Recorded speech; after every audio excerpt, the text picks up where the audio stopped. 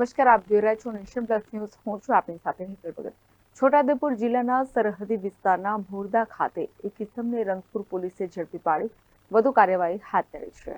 છોટાઉદેપુરના Rangpur police મથક વિસ્તારના સરહદી ભોરદા ગામની સીમના બિલવાંટના જંગલમાં કેટલાક ઇસમો શિકાર કરવા આવ્યા હોવાની બાતમી રંગપુર પોલીસને મળી હતી. જે બાતમીના આધારે ભોરદા ગામની સીમના જંગલ વિસ્તારમાં રેડ કરતા હેરીશ દેવરકિયાને પોલીસે દેશી હાથ બનાવટની એક નાળીવાળી 12 બોરની બંદૂક તથા જીવતા કાર્તુજ સાથે ઝડપી પાડ્યો હતો. જ્યારે તેની સાથેના અન્ય 4 જણા મોટરસાયકલ મૂકીને ભાગી ગયા હતા. જેને લઈને રંગપુર પોલીસે ઝડપાયેલ હેરીશ દેવરકિયા સામે આર્મ્સ એક્ટ હેઠળ ગુનો નોંધી કાર્યવાહી હાથ ધરી છે. Rehan Patel, Nation Plus, Chhota Udepur.